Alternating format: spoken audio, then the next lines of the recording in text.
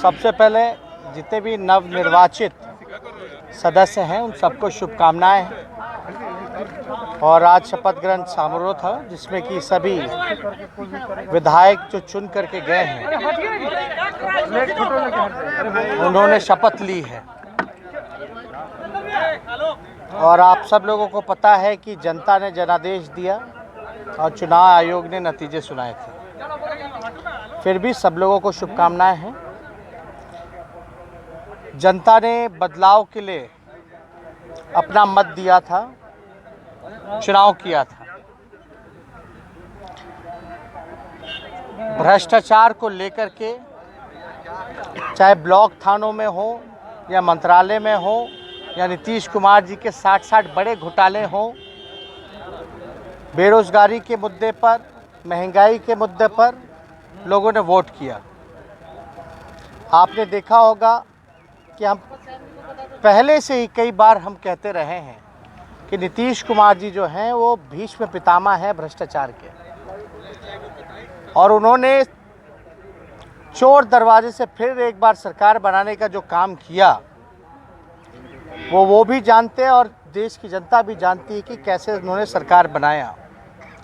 लेकिन सरकार में आने के बाद फिर भी उन्होंने वही काम किया जिसके लिए नीतीश कुमार जी माने जाते हैं।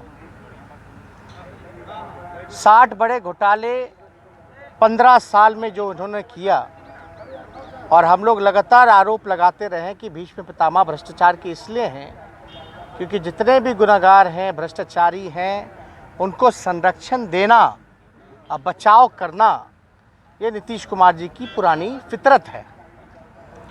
और आप लोगों ने देखा होगा, ये कोई मेरी बात पर तो मोहर लग रहा है जब आईएएस अधिकारी लिख कर रहे हैं चिट्ठी।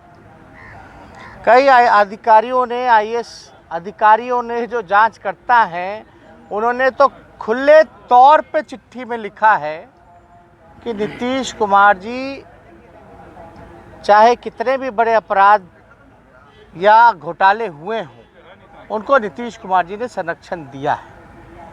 ये सिर्फ मैं ही नहीं कह रहा बल्कि आईएएस अधिकारी भी अब कहने लगे हैं। सरकार बनते ही उन्होंने शिक्षा मंत्री जो बनाया, जो चर्चित भ्रष्टाचार नियुक्ति घोटाला में जो शामिल रहे हैं, उनको उन्होंने शिक्षा मंत्रालय जैसी अहम जिम्मेदारी देने का काम किया।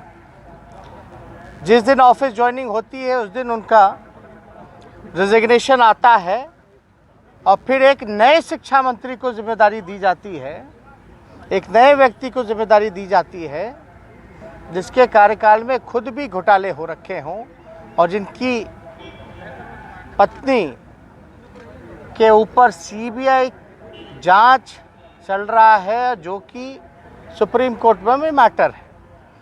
हम तो चाहेंगे कि बिहार बदहाल इसलिए है क्योंकि नीतीश कुमार जी लगातार जो लोग खजाने लूटने वाले लोग हैं उनको इन्होंने बढ़ावा दिया और संरक्षण किया।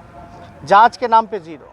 अब जो नए शिक्षा मंत्री हैं जिनको जिम्मेदारी मिली है, हम तो चाहेंगे कि बिहार के माननीय मुख्यमंत्री नीतीश कुमार जी को आकर के स्पष्टीकरण देना चाहिए। हर बात पे मुख्यमंत्री का जवाबदेही होना चाहिए। चाहे जो भी घटना, ये फैसले लिए गए, ये मुख्यमंत्री का फैसला था। मंत्रिमंडल का गठन करना, मेवालाल को मंत्री बनाना, ये मुख्यमंत्री का फैसला था। तो मुख्यमंत्री के मुंह में दही क्यों जमा रहता है, यह बिहार की जनता जानना चाहती है। 60 घोटाले होने के बाद भी इनको पूरी तरीके से मुख्यमंत्री आए और नए जो शिक्षा मंत्री बने हैं उनके परिवार के ऊपर क्या गंभीर आरोप हैं, इसके लिए भी उनको स्पष्टीकरण देना चाहिए। आप लोग तो सब लोग जानते हैं, हम लोगों पे सवाल उठाते थे, अंतरात्मा जागती थी, नैतिकता की बात होती थी, गवर्नर हाउस पहुंच जाया करते थे। अब थोड़ी सी भी लाज शर्म नहीं बची है। जनता ने अपना जनादेश दिया, चोरी से आए तो भी तीसरे नंबर की पार्टी रह गए हैं। और अद्भुत है, देश में ऐसा कोई पार्टी होगा जो तीसरे नंबर पे जिसका मुख्यमंत्री हो। यानी ये जनादेश साफ तौर पे जो लोग कहा करते थे कि हमारे बलबूते आए हैं विधानसभा, हम नहीं रहते तो जीतते नहीं, तो अब इसका जवाब जनता ने दे दिया है। तो हम लोग कितना भी कुछ भी षड्यंत्र रचा गया हो, लेकिन राष्ट्रीय जनता दल सबसे बड़ी पार्टी उभर कर के आई, सिंगल लार्जेस्ट पार्टी, और लगभग 23.5% से भी ज़्यादा वोटें, जहां बीजेपी को 19% वोटें आई, वहां राष्ट्रीय जनता दल को 23.5% वोटें आई। कितना भी ज़ोर ज़बरदस्ती किया गया हो, षड्यंत्र रचा हो, फिर भी हम लोग जो हैं 75 सीटों पर जीतने का काम किए। तो हम लोग तो चाहेंगे कि दर्जनों ऐसे मंत्री हैं जिनके ऊपर भ्रष्टाचार और कई संगीन आरोप लगे हैं।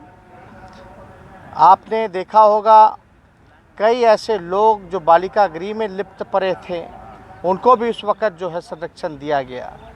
हमको तो ज़्यादा कुछ नहीं कहना, सुप्रीम कोर्ट के फटकार के बावजूद भी नीतीश कुमार जी में कोई सुधार नहीं रहा, कोई लोक लज्जा नहीं बची। तो अब जनता जो है वो देख रही है, अब जनता जवाब देगी।